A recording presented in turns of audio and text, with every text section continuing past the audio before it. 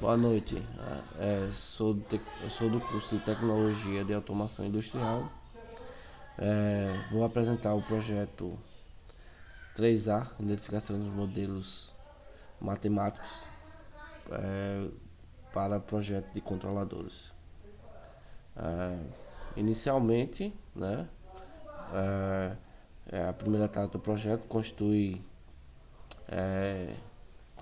no modelamento matemático do circuito RC, né, de segunda ordem, conforme mostrado no projeto anterior, segundo a diretriz estabelecida no projeto 2, né? Vão ter duas malhas, né? Duas malhas com um resistor e um capacitor. Isso obtém os valores lá de o capacitor 1 com 10 microfarad e o resistor 1 180 kΩ. O capacitor 2 é de 1 microfarad e o resistor 2 é de 100 kΩ, né? Aí foi determinado que a resposta do sistema seria analisada no domínio S e no domínio C, né? Utilizando o valor degrau de 5 volts como entrada. É, Aqui vamos ver os métodos, né? Que a gente começa aqui com o método de Zig-Nichols, né? O método de Zig-Nichols, o, é, aqui no método de Zig-Nichols, fazendo a simulação, com base nos dados obtidos por meio de simulações computacionais, analisando, podemos determinar a constante K para ambos os modelos.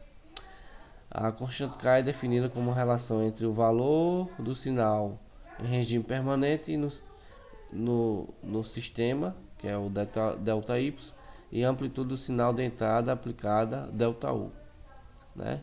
Que é K que é igual a delta Y sobre delta U. Após realizar a substituição dos valores, obtém o valor de K, né? E que deu igual a 1. Nosso valor de K deu igual a 1. Aí, aí substituindo os valores obtidos pelo gráfico aqui, na fórmula do método Zig-Nichols, aí vamos ter essa primeira função, né? Que é 0,38 dividido sobre S, 0,38 exponencial de menos 2S.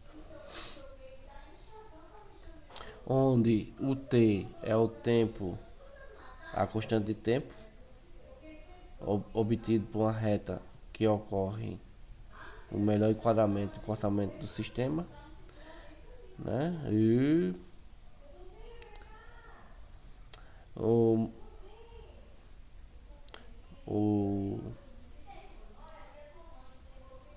aí aqui vamos para o, o faltou aqui essa parte. O modelamento de Zig-Nichols foi simulado no domínio S, temos como entrada degrau a amplitude de 5 volts em paralelo com os valores coletados, né? No caso em relação ao gráfico.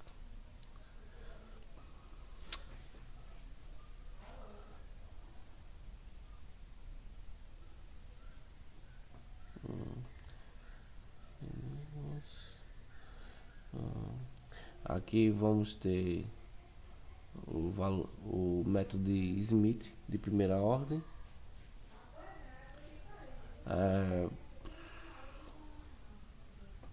O método de Smith de primeira ordem aqui é o gráfico, né? Que a gente obtém os valores. Aqui o modelo de Smith de primeira ordem é definido pela equação que é K sobre 1 mais ST exponencial vezes exponencial de menos STD, né?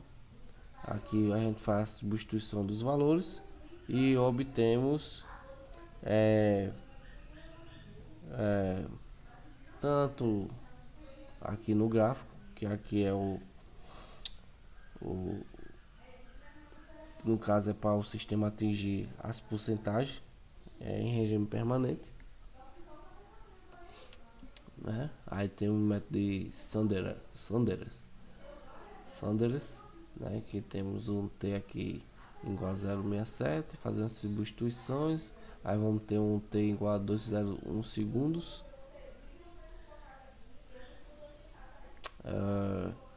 E o TD igual a 2,059 segundos. Aí, substituindo os valores obtidos pelo gráfico na forma do método Sanders, temos essa função G3S, né? Aí, de acordo com as observações, podemos identificar os tempos necessários para o sistema atingir, né, o valor de regime permanente, né, que é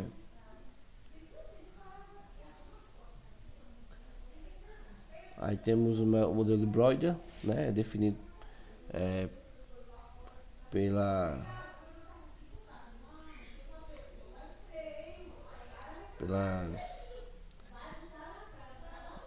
Breuer, são no caso aqui os parâmetros que determinamos, né?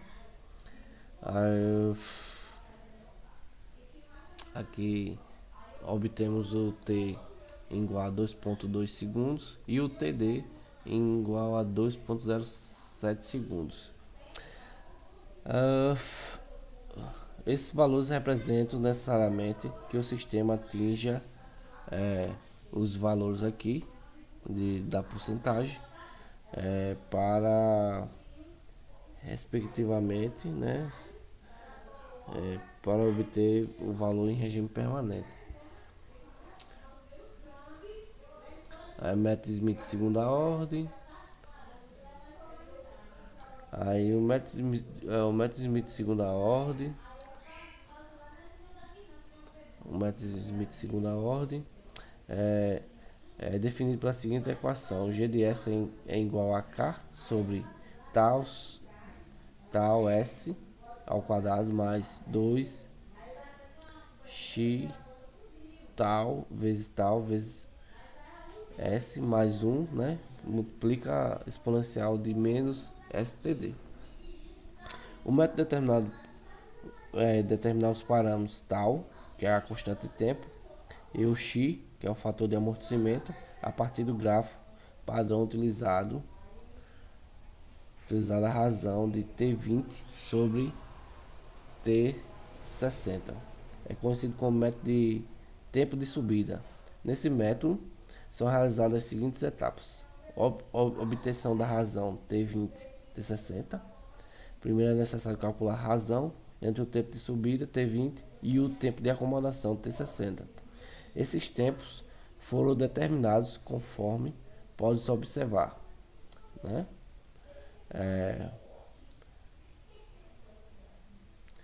O cálculo de T após a obtenção da razão T20 sobre T60 precisa localizar esse valor no eixo das abscissas no gráfico padrão. Em seguida, encontra o ponto vertical correspondente à curva representante T tal sobre T60. Esse ponto indicará o valor de tal correspondente para o sistema. O cálculo de x, após determinar tal, encontra o ponto vertical correspondente na curva que representa x. Esse ponto indicará o valor de x para o sistema, né? Aí, com base na descrição dos cálculos e valores de tempos obtidos, tem-se, né, o valor de x, que é de 1,9, e o valor de tal, que é de 1,47. Com isso, os valores encontrados são substituídos nas equações, né? E temos essa função G5 de S, né? Aí vamos para o método de Herold, né? O modelo de Herold é definido de acordo, né? No início do método foi necessário determinar dois tempos importantes, né? Que é o tempo de 73%, que dá igual a 3,65 segundos, né? E tem o T0, vai dar 0, e o T1, que vai dar 141 segundos. Utilizando o gráfico, temos que y é igual a 2,40, logo y sobre y ao infinito vai dar igual a 0,48. Não foi possível estimar os valores TH1 e TH2 utilizando a curva de Helmholtz, pois o valor de y sobre y infinito foi maior que 0,4, que é o máximo presente na curva de Helmholtz. Sendo assim, este método foi descartado.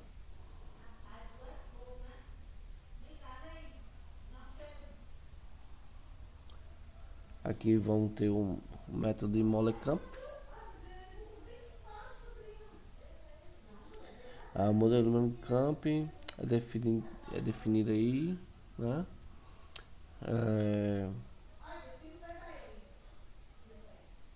Aqui temos o tempo, que é igual a 0,4 segundos, tempo 1, tempo 2 e tempo 3, né? Fazendo a substituição, aí vamos ter o valor de x, que deu 0,375, e o valor de x, que é de 1,31. Como x é maior ou igual a 1, temos a seguinte valor aqui, aí o ômega n, obtemos os valores, né? O TD é um valor desprezado, pois é negativo, que deu menos 0,23. Substituindo o valor obtido pelo gráfico, formando o método Molecamp, temos essa G6 de S, né? Como resultando com os modelos, a rotina MATLAB para a plotagem dos modelos matemáticos, né? Aí aqui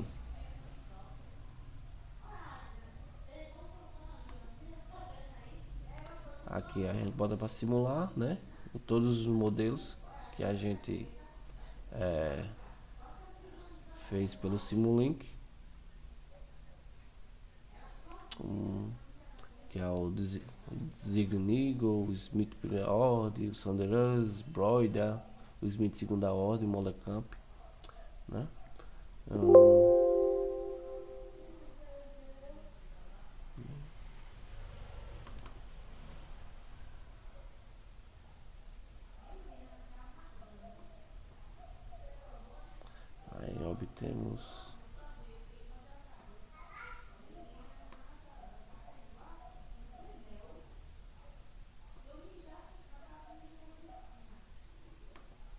Aí obtemos o gráfico, né?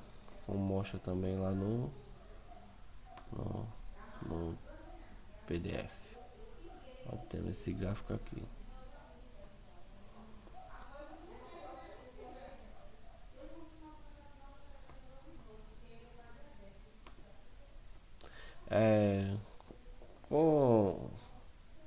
Com a simulação dos métodos, podemos constatar que o método para representar o comportamento matemático do circuito, né, do nosso circuito, foi o Smith de primeira ordem, pois ele se aproximou graficamente da função GDS calculada. Para validar os resultados, utilizamos o programa abaixo, né, que é o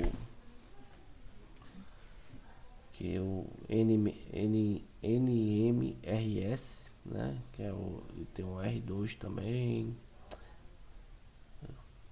Aqui aí validamos os resultados, né? Aí vimos o valor de Brody, Smith primeira ordem, Sanders, o Smith de segunda ordem, Molecamp, né? De acordo com a avaliação do resultado, percebemos que a função Smith de primeira ordem é a que mais se aproxima da função do projeto 2. Né? Aí temos o tempo de amostragem, né? Aí tem 95 é igual a 6,1 segundos. Segundo assim o consenso, foi decidido utilizar o tempo de amostragem de 0,5 segundos, com o modelo escolhido e justificado, né? Aí fizemos a simulação e com a rotina implementada aqui, aí comparação do modelo Smith com a equação do projeto 2. Pronto. Aqui é a comparação, né? A comparação do modelo Smith com a equação do projeto 2. E essa primeira parte acaba. Nessa sessão serão apresentados os resultados da integração do controlador PID no sistema, abordado a sintonia do PID, simulações nos domínios contínuo e discreto, bem como um experimento prático no Arduino. O controlador PID é composto por três termos principais: proporcional, integral e o derivativo, né? Cada termo desempenha um papel específico na resposta do sistema ao controle.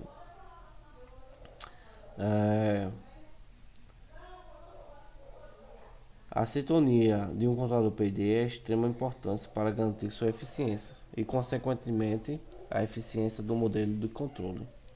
Nessa sessão serão apresentadas as principais técnicas de sintonia, abordagem de sintonia utilizada neste trabalho e resposta por meio de simulações nos domínios contínuo e discreto e experimento no Arduino.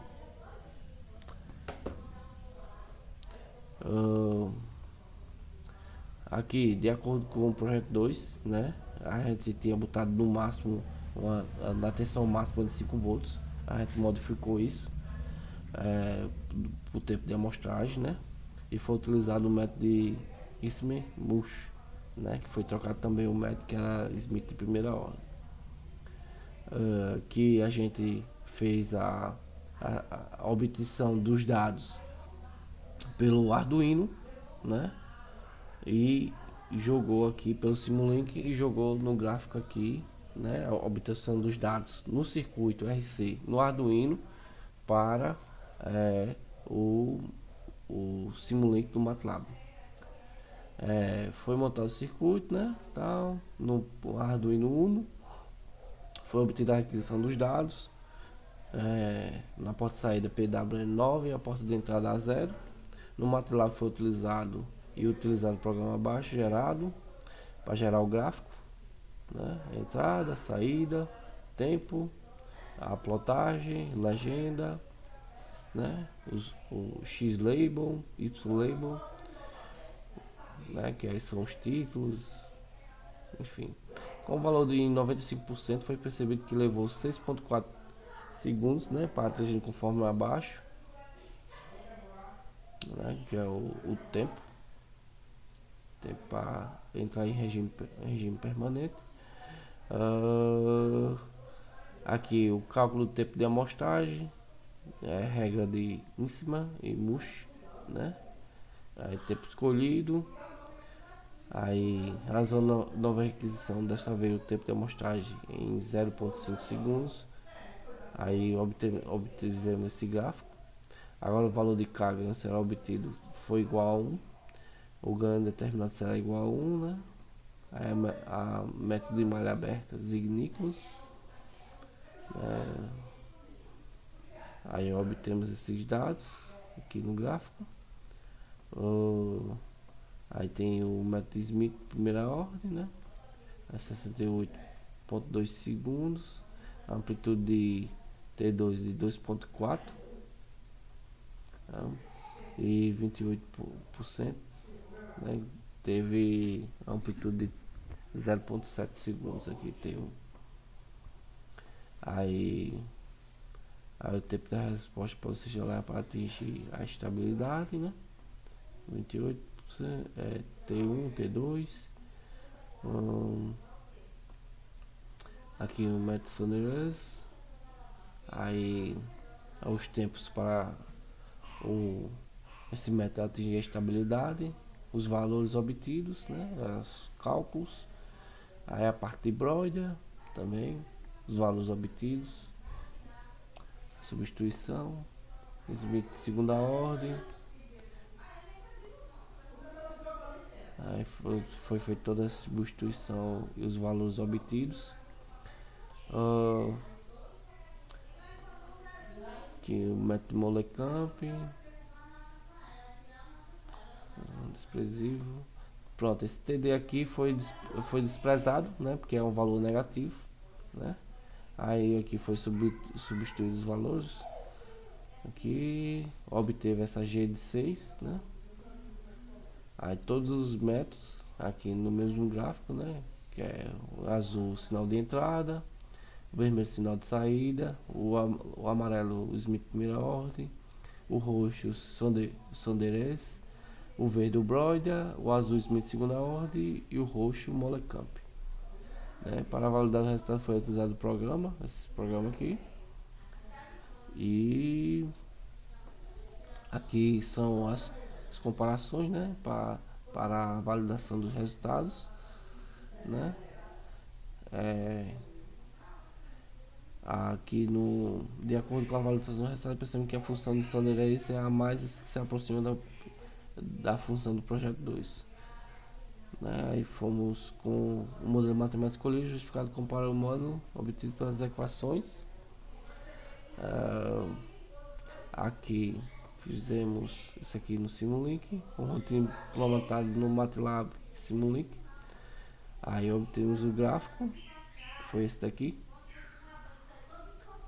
E aí aqui é o controlador PI e PID, função obtida no modelo Sonderez. Aí determinamos os valores, né, do controlador, integral proporcional.